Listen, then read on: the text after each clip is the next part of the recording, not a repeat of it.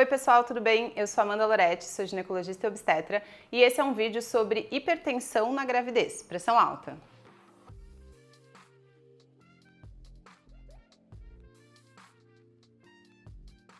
Já deixa um like aqui no vídeo, se inscreve no canal se você não é inscrito e me siga nas outras redes sociais que eu tô deixando aqui embaixo, que diariamente eu tô falando sobre saúde da mulher, gestação, sexualidade e também é mais fácil conversar comigo, ver meu dia a dia, enfim, se vocês quiserem saber nessas outras redes. O tema de hoje é um tema muito importante quando a gente fala de obstetrícia, pré-natal, gravidez e riscos. Hoje a gente vai falar sobre uma das duas doenças mais comuns que podem acontecer na gravidez e que, se bem controladas e tratadas, dá tudo certo, mas que, se mal controladas ou nos casos mais graves, podem trazer sérias consequências para a mãe e para o bebê, que é a pressão alta na gravidez. Vou falar sobre os diferentes tipos, o que fazer e quando que você precisa se preocupar com isso. Pressão alta é considerado medidas daquela pressão arterial que a gente mede no braço acima de 14/9. 14 ou 140 é a primeira medida, que se chama pressão sistólica, e 90 seria a segunda medida, que é chamada pressão diastólica. Há pouco tempo atrás, em 2024, saiu uma nova recomendação da Sociedade de Cardiologia, que na verdade já classifica a pressão 12/8, que é a pressão mais falada por aí, né, como uma pressão elevada, enquanto que 12/7, que na verdade seria considerado uma pressão normal. Mas o diagnóstico de pressão alta, tanto dentro da gravidez como fora, ainda se mantém com a classificação aí de pressões acima de 14/9. E não precisa ser as duas acima, né? Pode ser só uma, só a outra, ou quando as duas estão acima também é considerado uma pressão elevada. E a primeira coisa que a gente precisa dividir é: será que essa pressão, ela é uma pressão alta na gravidez por causa da gravidez, e daí a gente chama isso de hipertensão gestacional? Ou será que essa mulher, na verdade, ela engravidou e ela já tinha pressão alta e não sabia? O que é algo relativamente comum, já que ter pressão alta no início, né, nos primeiros anos, pode ser algo completamente assintomático. E para isso a gente tem essa linha, né, de definição de 20 semanas. Então, se você tem o diagnóstico de pressão alta na gravidez antes do que 20 semanas, você na verdade vai ser classificada como hipertensão arterial sistêmica pré-existente, ou seja, de antes da gravidez.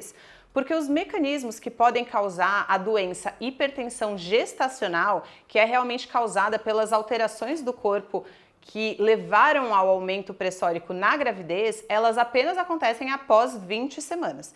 Então, se na primeira consulta lá do pré-natal, com 10 semanas, a sua pressão já está elevada, você começa a fazer um controle e vê que realmente ela continua alta, você tem sim pressão alta, mas essa pressão alta a gente fica imaginando que na verdade você já tinha antes de engravidar e na gravidez ela se manteve. E isso se chama hipertensão arterial sistêmica pré-existente, ou seja, de antes da gravidez.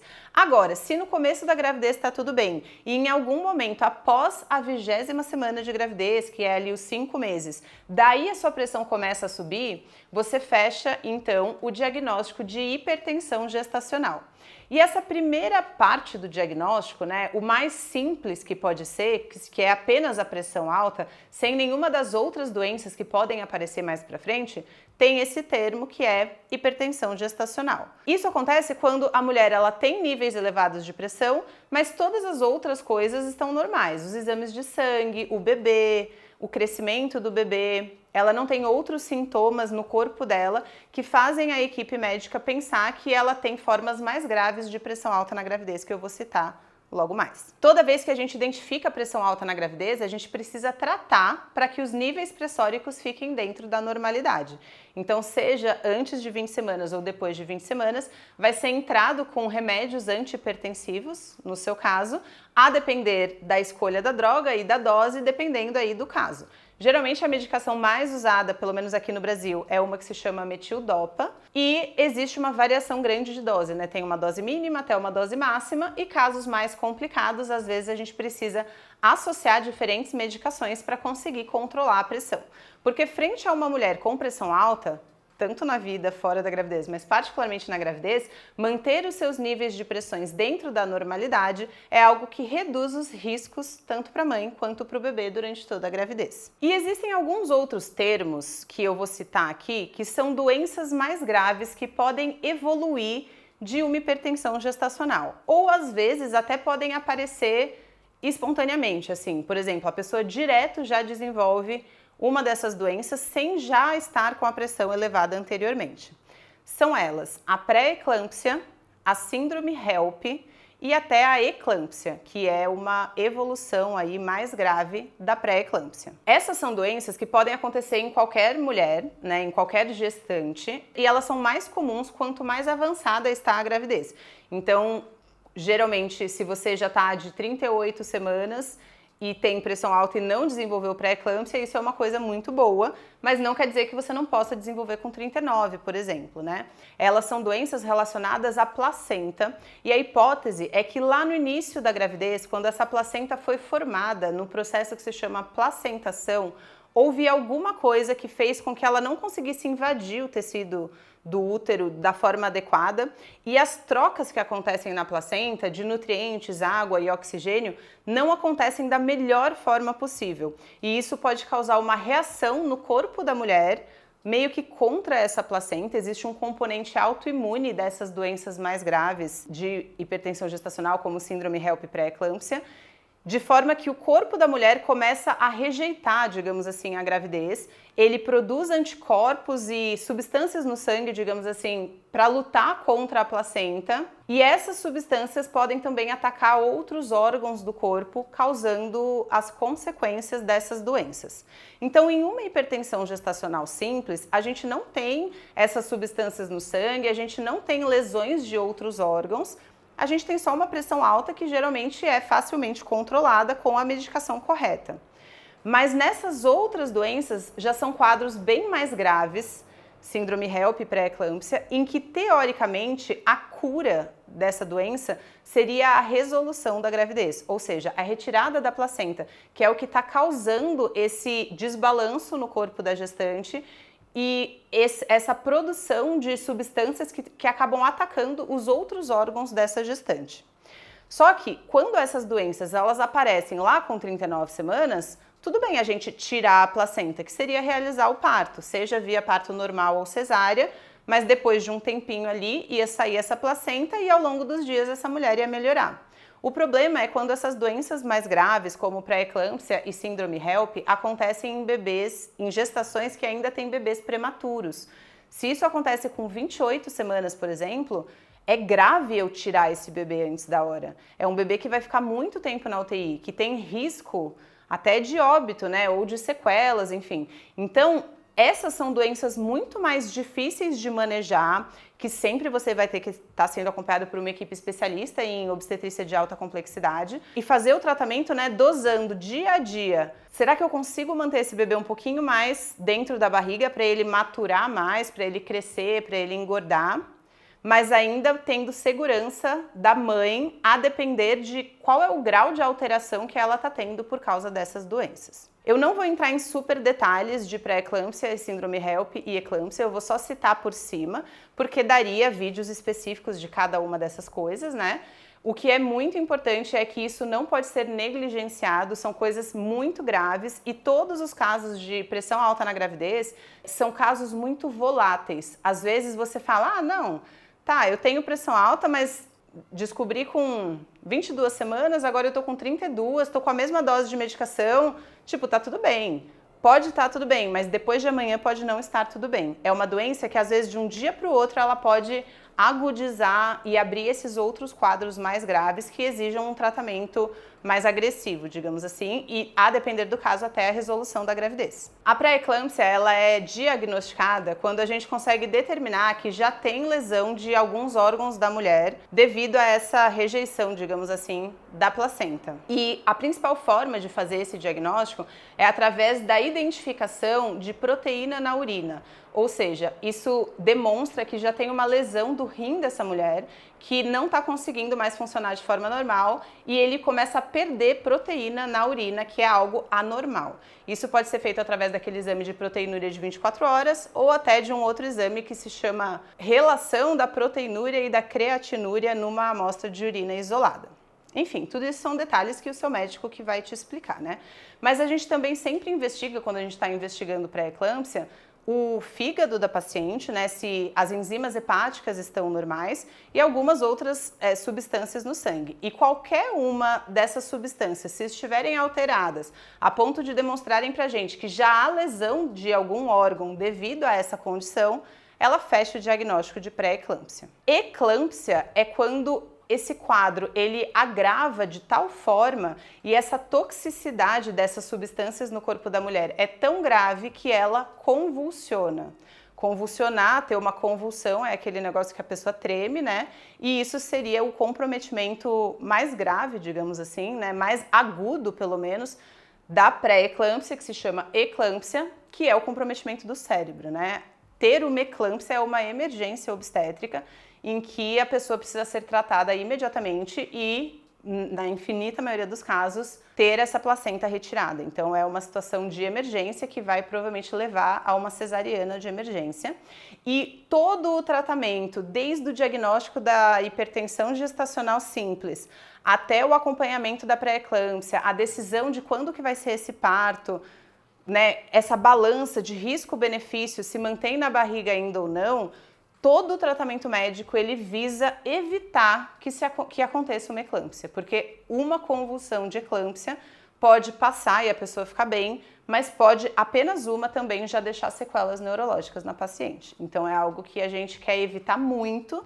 Eu já vi alguns casos na minha vida, né, porque não é uma coisa super rara, mas é algo que não é super comum, porque se bem tratada, se for, principalmente se não for um caso de evolução tão rápida, todo o nosso objetivo é para evitar que essa convulsão aconteça e existem remédios específicos para isso também, quando a gente se vê numa situação que se chama iminência de eclâmpsia, que ela está muito mal, a qualquer momento ela vai convulsionar, entendeu? Então, existem diversos estudos e a ciência se dedica muito a entender o que a gente pode fazer para evitar a evolução dessas doenças e para evitar que chegue nesses estágios mais graves. E a outra doença que eu comentei, que se chama síndrome HELP, é um outro tipo de alteração também relacionada à lesão de órgãos-alvo, que tem a ver com queda das plaquetas e também alterações hepáticas, que é uma situação também muito grave do ponto de vista de sangramento, assim, né? Porque quando as plaquetas caem muito e você vai ter que passar por um parto, que é um evento hemorrágico, mesmo se correr tudo bem, né?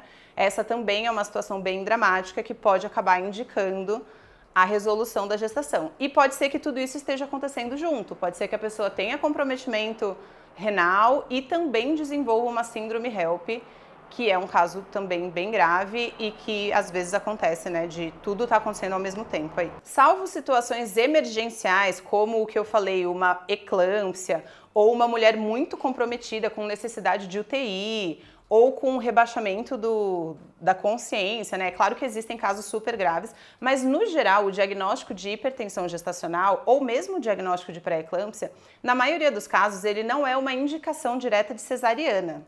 Ele é e muito provavelmente será uma indicação de resolução da gestação, mas é muito comum e muito possível, na maioria dos casos, a gente conseguir induzir esse parto, que é dar para a mulher remédios para que ela entre em trabalho de parto e tenha um parto normal, se esse for o desejo dela. Eu digo isso porque aqui no Brasil, país da cesárea, muitos médicos, quando fazem o diagnóstico de hipertensão lá com 30 semanas, já falam, tipo, você tem uma gestação de alto risco, tem pressão alta, então o seu parto tem que ser cesárea. E isso não é verdade, entendeu? Isso é vozes da cabeça da pessoa.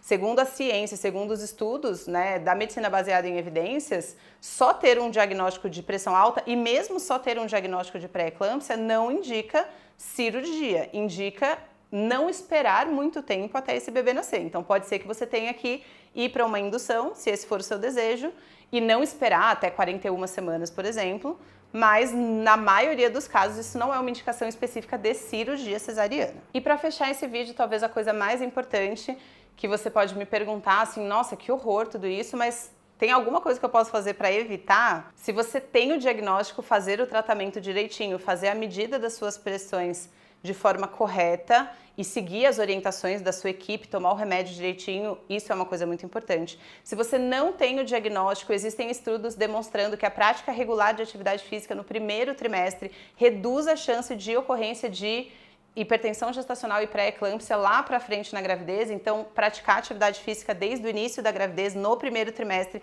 é algo que reduz chance de diabetes e pressão alta mais para frente.